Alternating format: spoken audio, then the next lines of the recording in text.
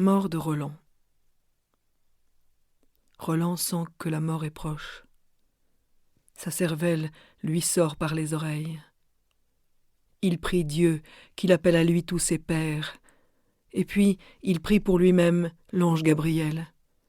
Il prend l'olifant pour qu'on ne lui reproche pas de l'avoir perdu, et Durandal, son épée dans l'autre main. Il s'avance dans une lande du côté de l'Espagne. En haut d'un tertre, sous 2 beaux arbres, il y a 4 blocs de marbre taillés.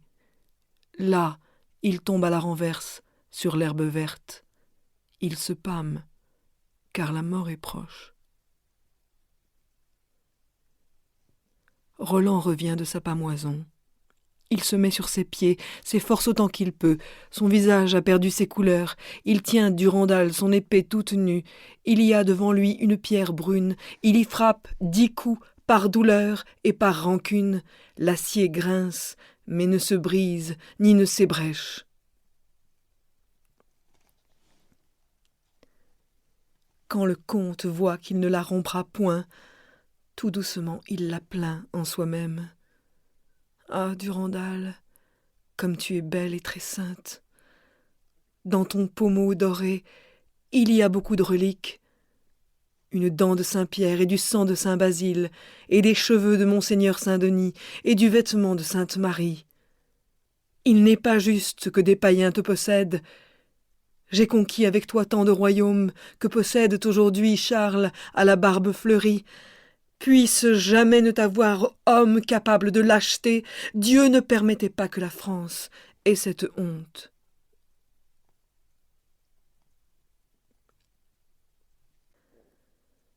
Roland sent que la mort l'envahit. Elle descend de la tête vers le cœur. Il court jusque sous un pin et se couche sur l'herbe verte, face contre terre. Il met sous lui l'épée et l'olifant, puis tourne sa tête vers l'Espagne. Il le fait parce qu'il veut vraiment, le gentil comte, que Charles dise, et tout son peuple, qu'il est mort en conquérant.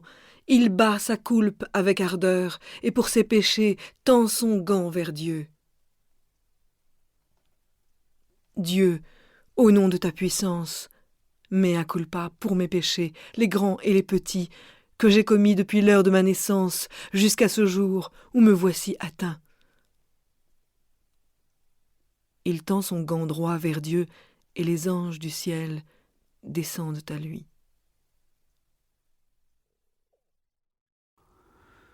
Guillaume d'Aquitaine, vers 1071, 1127. Je ferai une petite chanson nouvelle. Je ferai une petite chanson nouvelle, avant qu'il vente, pleuve ou gèle. Madame me mesure et m'éprouve. De quelle manière je l'aime. Elle a beau me chercher querelle, je ne me délierai pas de son lien. Je me rends à elle et me livre, elle peut en sa charte m'inscrire, et je ne me tiens pas pour ivre. Si j'aime madame bonne, car sans elle, je ne peux vivre, tant j'ai de son grand amour, grand fin. Elle est plus blanche que l'ivoire. Aussi aucune autre je n'adore, mais si bientôt je n'ai pas d'aide, si madame bonne ne m'aime, je meurs par la tête de Saint Grégoire, sans baiser, en chambre ou sous branche. Qui gagnerez-vous, dame belle, si vous m'éloignez de votre amour? Voulez-vous vous mettre nonne? Sachez que je vous aime tant que je crains la douleur qui me blesse, si vous ne réparez pas les torts dont je me plains. Que gagnerez-vous si je me cloître? Si vous ne me retenez comme vôtre, toute la joie du monde est nôtre. Dame, si nous nous aimons là-bas, à mon ami du rostre, je dis et commande qu'il chante et ne hurle. Pour elle je frissonne et je tremble, car de tant bon amour je l'aime. Je crois qu'il n'en est jamais né semblable, en beauté, dans le lignage du Seigneur Adam. Je ferai un poème de pur rien. Je ferai un poème de pur rien. Il ne sera ni de moi, ni d'autres gens. Il ne sera ni d'amour, ni de jeunesse, ni de rien d'autre, sinon qu'il fut trouvé en dormant sur un cheval. Je ne sais à quelle heure je suis né. Je ne suis ni joyeux, ni colère, je ne suis ni sauvage, ni familier, et je ne sais être autrement, car je fus ensorcelé la nuit sur une colline. Je ne sais quand je dors, ni quand je veille, si on ne me le dit. J'ai failli perdre mon cœur de douleur, et ne m'en soucie pas plus que d'une fourmi, par saint Martial. Je suis malade et crois mourir, et je n'en sais pas plus que ce que j'entends dire. Je cherche un médecin à ma fantaisie, et ne sais lequel. Il sera bon médecin s'il me guérit, sinon mauvais. J'ai une amie, je ne sais qui c'est, car je ne l'ai jamais vue. Elle ne m'a rien fait qui me plaise ou me pèse, et ça m'est égal. Je ne l'ai jamais vue, et je l'aime fort. Je n'ai rien eu d'elle, elle ne m'a fait aucun tort. Si je ne la vois pas, je m'en réjouis, tout ça ne vaut pas un coq. J'en connais une plus noble et plus belle, et qui vaut plus. Je ne sais le lieu où elle vit. Si c'est en montagne ou en plaine, je n'ose pas dire la peine qu'elle me fait, et je m'en tais. Je m'attriste qu'elle reste ici quand je m'en vais. Le poème est fait, je ne sais par qui, et je le transmettrai à celui qui le transmettra par un autre à Poitiers, pour qu'il me transmette de sa prison la contre-clé. Chanter ne peut guère valoir. Chanter ne peut guère valoir. Si du fond du cœur ne monte le chant, et le chant ne peut monter du cœur, si en lui il n'y a amour de cœur. C'est pourquoi je chante parfaitement. Car en la joie d'amour j'ai engagé la bouche, les yeux, le cœur, le sens. Que jamais Dieu ne me donne le pouvoir de ne pas avoir de l'amour, désir, même si rien ne doit m'en venir. Sinon le mal toujours. Je garderai au moins mon cœur, et j'en ai plus de jouissance, puisque je persévère en mon amour.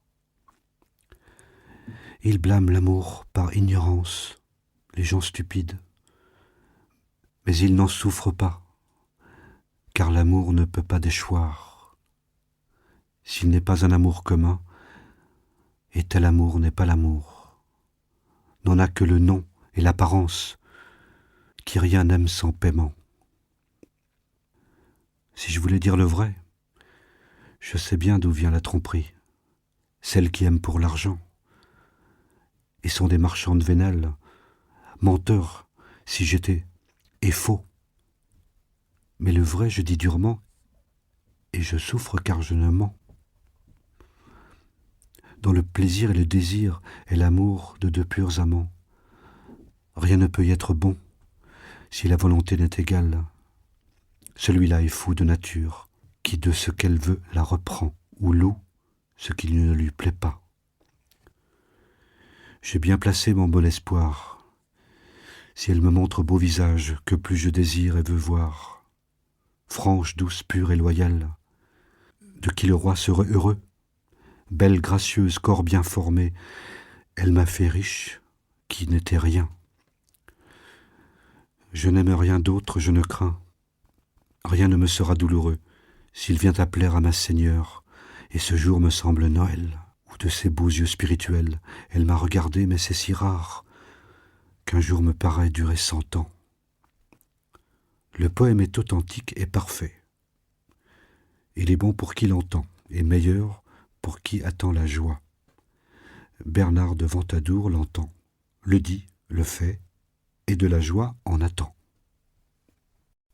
Le temps va et vient et vire. Le temps va et vient et vire, par jour, par mois et par an. Et moi, hélas, je ne sais que dire, toujours est semblable mon désir, il est le même et ne change point. Une je veux et j'ai voulu, dont jamais je n'ai joui. Pendant qu'elle ne perd pas le rire, à moi viennent douleur et mal.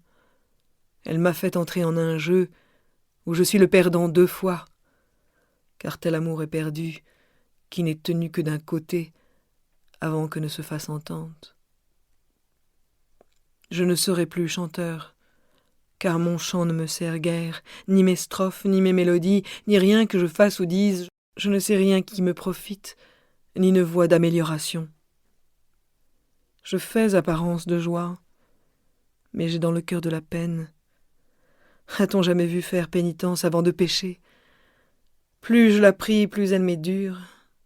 Si bientôt elle ne change, viendra la séparation. Pourtant c'est bien qu'elle me soumette à toute sa volonté. Qu'elle ait tort ou pas, jamais elle n'aura pitié, alors que le montre l'Écriture, dans les affaires de bonheur, un seul jour peut en valoir 100. Ah, bon amour convoité, corps bien fait, svelte et poli, fraîche chair colorée, que Dieu forma de ses mains, toujours je vous ai désiré. Rien d'autre ne me plaît, d'autre amour, je ne veux rien.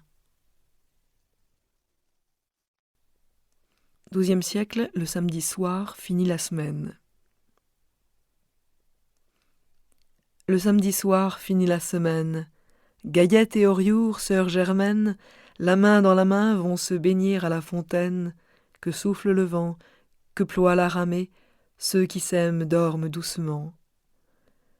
Le jeune Gérard revient de la quintaine, il a remarqué Gaillette près de la fontaine. Entre ses bras, il l'a prise doucement, il l'a étreinte. Que souffle le vent, que ploie la ramée, ceux qui s'aiment dorment doucement. Quand tu auras, Oriour, puisé de l'eau, va-t'en, retourne sur tes pas, tu connais bien le chemin du village. Je resterai avec Gérard qui m'aime bien. Que souffle le vent, que ploie la ramée, ceux qui s'aiment dorment doucement. Alors, Oriour s'en va, pâle et triste, elle s'en va, pleurant des yeux, du cœur elle soupire, parce qu'elle n'emmène pas Gaillette, sa sœur. Que souffle le vent, que ploie la ramée, ceux qui s'aiment dorment doucement. Pauvre de moi, dit Oriour, je suis bien né à la malheur. J'ai laissé ma sœur dans la vallée. Le jeune Gérard l'emmène dans son pays, que souffle le vent, que ploie la ramée, ceux qui s'aiment dorment doucement. Le jeune Gérard et Gaillette s'en sont allés. Ils ont pris directement le chemin de la ville. Sitôt arrivé, il l'a épousée. Que souffle le vent, que ploie la ramée, ceux qui s'aiment dorment doucement. La comtesse de Die, vers 1150. Amie, dans une grande angoisse, je suis par vous, et en dure peine, et du mal dont je me plains, je crois, que vous ne souffrez guère. Pourquoi vous mettez-vous amoureux si vous me laissez tout le mal? Nous ne partageons pas également. Dame, amour a telle habitude, dès que deux amis l'enchaînent, que le mal qu'ils ont et l'allégresse, chacun sent comme à chacun semble, je pense et je ne me vante pas, que la dure douleur chorale j'ai eue est tout à ma charge. Ami, si vous sentiez un quart de la douleur qui me malmène, vous comprendriez clairement mon angoisse. Mais mon mal ne vous importe guère et, comme je ne m'en puis défaire, pour vous c'est absolument égal, si je suis ou bien ou mal. Dame, ce sont ces médisants qui m'ont pris, essence et souffle. Ils sont vos angoissaux ennemis. Je renonce non par changeant désir, car loin de vous, mais par leur murmure.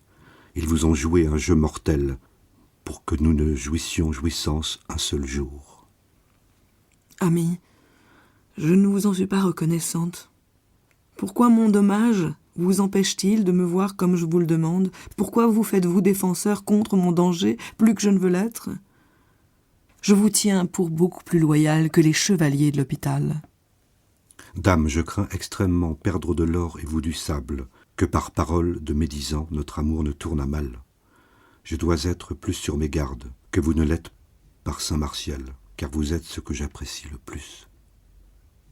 Ami, je vous sais si frivole, en fait de menées amoureuses, que je crois que de chevalier vous êtes devenu changeur.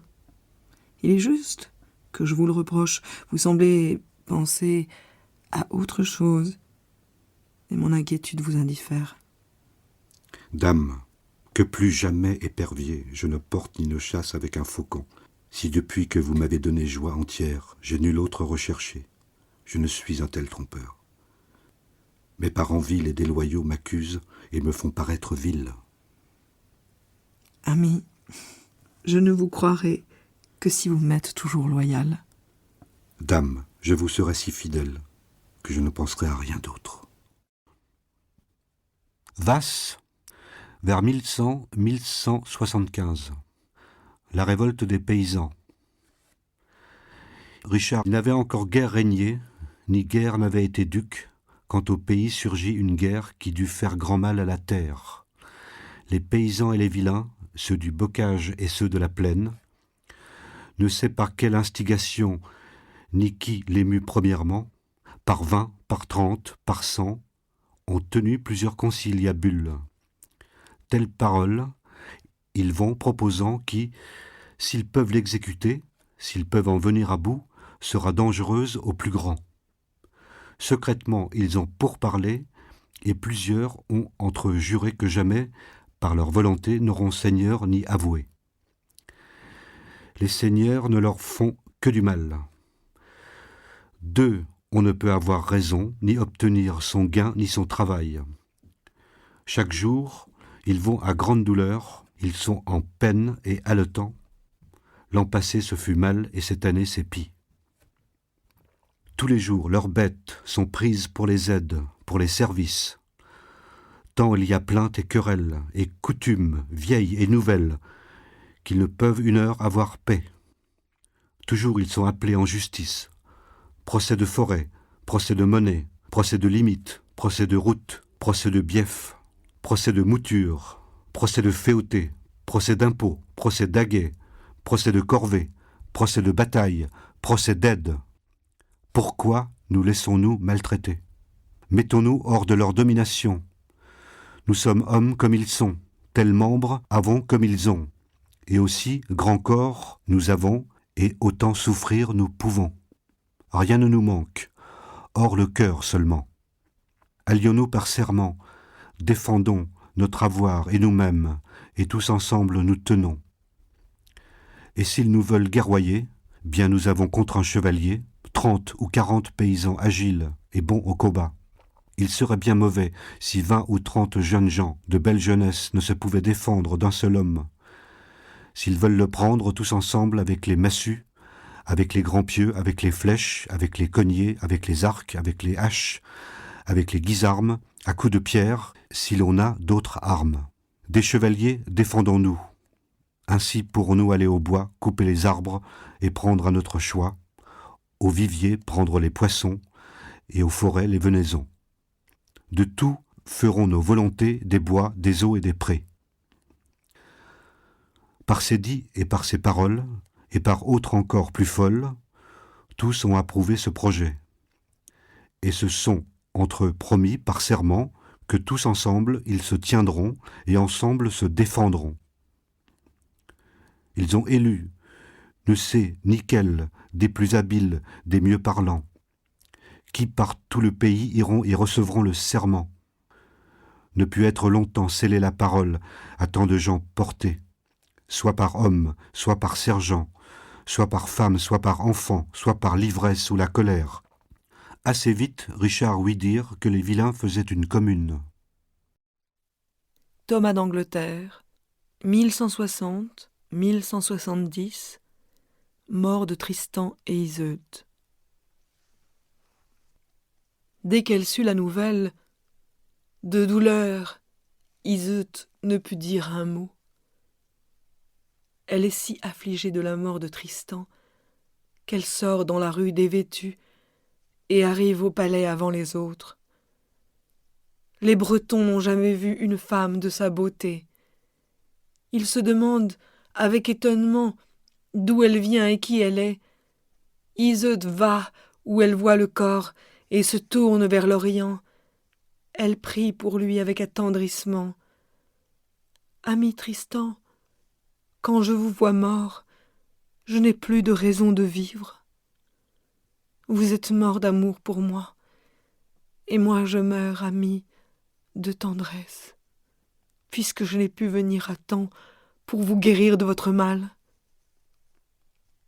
Ami, ami, à cause de votre mort, je n'aurai jamais de consolation, ni joie, ni aise, ni aucun plaisir. Vous avez pour moi perdu la vie, et je ferai comme une véritable amie pour vous. je veux mourir aussi. » Elle l'embrasse, s'étend près de lui baise la bouche, la face, et beaucoup l'étreint et l'embrasse corps à corps, bouche à bouche. Et puis, elle rend l'esprit, et meurt ainsi, de douleur, aux côtés de son ami. Tristan mourut à cause de son désir, Iseult parce qu'elle ne put venir à temps près de lui. Tristan mourut d'amour, et la belle Iseult de tendresse. Élinan de Froimont, vers 1160-1220, les vers de la mort. Mort, toi qui en tout lieu touches des rentes, qui sur tous les marchés perçois des droits, qui sais dépouiller les riches, qui fait mordre la poussière aux grands, qui écrase les plus puissants, qui bouleverse les honneurs, qui donne des sueurs froides aux plus courageux, et fait glisser les plus habiles. Je veux que tu ailles saluer de ma part mes amis, afin que tu les épouvantes. La mort, inscrite visiblement sur le visage décrépit des vieillards, se cache bien chez les jouvenceaux, et se plaît encore plus avec ceux qui d'un ton fier lui disent « Va-t'en !» Je pense à ces élégants jeunes gens qui vont chasser avec des chiens et des oiseaux, qui font hommage aux bons morceaux et brûlent plus qu'une lèche frite. Sur eux la mort joue de ses ciseaux, et elle leur taille des manteaux tels qu'en plein midi, pour eux, il fait nuit. Mort, si les puissants de ce monde avaient pensé à toi, jamais ils n'auraient mis leur âme en gage, là où on n'a que faire d'or ni d'argent. Ils n'auraient pas tant de soin de leur corps vil, et ils n'aiguiseraient pas tant leurs ongles pour écorcher les pauvres gens, car tu enfonces tes dents le plus fort et le plus profondément dans la chair de ceux qui tourmentent et accablent injustement les malheureux livrés à tous les vents, et de ceux qui dévorent la substance du pauvre pour assouvir leur avarice insatiable. Mort, tu défies et tu guerroies ceux qui par des tailles et des rapines se livrent aux abus et aux excès. Tous tes tourments tu les réserves à ceux-là qui de la douleur d'autrui font leur joie. Et pourtant, c'est désormais entré dans l'usage, cela se voit partout chez les seigneurs. C'est comme une tempête, c'est comme un orage, qui pousse leurs âmes sur les mauvais chemins. Ah oui, que voilà un acte héroïque, faire son profit du malheur d'autrui, et dans la peau d'autrui se tailler de larges courroies. Mort, là où gronde l'orgueil, tu cours, pour éteindre tout ce qui l'embrase. Tu enfonces tes ongles sans les retirer dans le riche qui brûle de cupidité et qui écume, le pauvre dont il suce le sang. Ah, richesse, pourquoi nous trompes-tu? Plus on a de jambon, plus on vole du lard, plus on a de gâteaux, plus on vole du pain, oui, telle est désormais la coutume. Plus l'homme est puissant et riche, plus il est avare et chiche, et plus on a de plumes, plus on a froid. Les mieux vêtus et les plus gras ne cessent de dépouiller ceux qui ont peu de pain et peu d'habits, mais c'est la preuve, infaillible, ou que Dieu n'existe pas, ou qu'il juge grands et petits dès qu'ils sortent de ce temps d'épreuve et rendent leur âme, jeune ou vieille, qui se trouve, à l'heure du trépas, en face de toutes ses actions, les bonnes et les mauvaises, c'est là qu'elle apprend et se rend compte qu'il faut faire ce que Dieu demande. L'homme n'est pas fait pour se moquer de la vie. Dieu qui nous a créés les uns et les autres, ou bien il est perfide et injuste pour le pauvre, ou bien il est son vengeur. En effet, il saute aux yeux de chacun que tel condamne meilleur que soi. C'est Néron, qui fut un si grand pécheur, qui condamna Messire Saint-Pierre. Néron, l'être le plus félon et le plus débauché, fut plus riche que quiconque. Le second, le saint, et pendant sa vie de pécheur, et pendant sa vie de prêcheur, fut toujours dépourvu de tout bien. La vie pour ces deux-là fut très différente. Elle fut un été pour l'un, pour l'autre un hiver. Celui-là fut loué, celui-ci insulté. À l'un un paradis, à l'autre un enfer. Celui-ci vécut dans les liens et les fers, celui-là ne fut jamais enchaîné. Il fut comblé de tous les biens, tandis que l'autre se vit tout contester. Dieu, ce loup a dévoré tes serviteurs, et cet agneau a été mangé par lui. Assurément, si maintenant tu ne le venges pas, c'est qu'alors tu es juge inique. Mais qui demande plus éclatante vengeance que ce qui est découvert en plein marché, en pleine foire? Il y a longtemps que la Sainte Église est fixée sur les mérites de chacun d'eux. Des miracles fréquents montrent la gloire que l'un a atteinte par sa victoire. Et ces faits même nous poussent à croire que maintenant l'autre est tombé dans la misère, qu'il est obligé de boire l'amertume dans la prison ténébreuse et noire où personne ne retrouve ce qu'il a perdu. Celui qui s'emparait à droite et à gauche de tant de livres et de mares, des richesses éparses dans le monde, et qui faisait venir sur sa table les carpes les plus fines, mulets, saumons, esturgeons, barres, lui qui dépensa tant pour habiller et nourrir son corps vil, puant et tout avachi, lui qui ne se déplaçait jamais sans 1000 chars, qui ne voulait pas devenir le sujet de Dieu, celui-là maintenant a le feu d'enfer pour maître. Il est mal chauffé, celui qui est tout brûlé. Si ceux qui détiennent les plus grandes richesses en ce monde et causent les plus grands maux s'en allaient sans jugement et passaient sur le pont aussi quittes que ceux qui gagnent par leur souffrance le bonheur que Dieu a promis, alors je dirais en pleine église, Dieu ne pratique pas la justice. Mais il n'en sera pas ainsi. Au contraire, à leur tour, les gros poissons seront traduits en justice. Eux qui maintenant mangent les petits et ne comparaissent jamais devant un juge. Tous, sans distinction, nous attendons d'abord la mort et ensuite le jugement. Pour les affronter tous les deux, un seul remède, se repentir rapidement et se purifier parfaitement de tout ce que la conscience vous reproche. Qui n'agit pas ainsi avant de mourir se plaindra trop tard et en vain, lorsque Dieu exercera sa vengeance.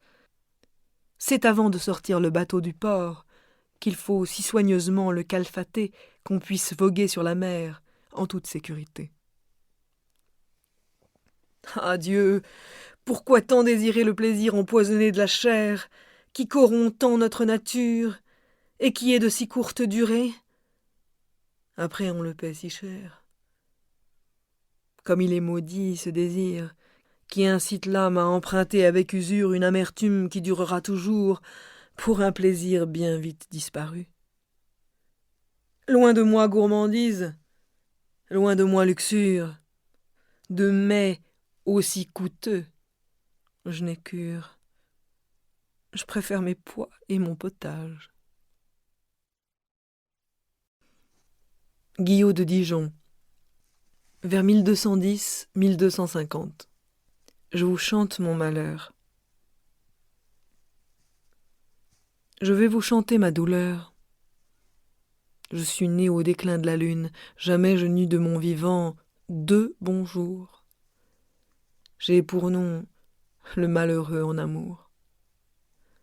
Toujours je vais implorant merci, amour, aidez votre servant. Mais je ne peux trouver rien qui me secourt. J'ai pour nom le malheureux en amour. En vérité, la pierre d'aimant ne désire pas le fer aussi fort que moi, je convoite un doux visage. J'ai pour nom le malheureux en amour. Guillaume de Loris, vers 1210-1240, le jardin d'amour. À la 20e année de mon âge, à cette époque où l'amour réclame son tribut des jeunes gens, je m'étais couché une nuit, comme à l'accoutumée, et je dormais profondément. Lorsque je fis un songe très beau et qui me plut fort, mais en ce songe, il n'y eut jamais rien qui ne soit advenu comme le songe le prévoyait. Je veux vous le raconter pour égayer vos cœurs. C'est amour qui m'en prie et me l'ordonne. Et si quelqu'un me demande comment je veux que ce récit soit appelé, je répondrai « Le roman de la rose, qui renferme tout l'art d'aimer ». La matière en est bonne et nouvelle. Que Dieu me fasse la grâce que de bon gré le reçoivent celles pour qui je l'ai écrit. Elle a tant de prix. et elle est si digne d'être aimée qu'on doit l'appeler la rose. Il y a 5 ou 6 ans, je rêvais qu'on était en mai, le temps amoureux et plein de joie où toute chose se réjouit, où on ne voit buisson ni haie qui ne se pare de feuilles nouvelles. Les bois, secs tout l'hiver, recouvrent leur verdure. La terre, toute fière de la rosée qui la mouille, oublie sa pauvreté de naguère et revêt sa robe de 1000 couleurs. Les oiseaux qui se sont tus, tant que duraient les froids et le mauvais temps, font éclater leur joie sous le ciel serein. Alors le rossignol chante à tue-tête, alors c'est gai le papegot et la calandre, alors il faut que les jeunes gens pensent à la gaieté et à l'amour.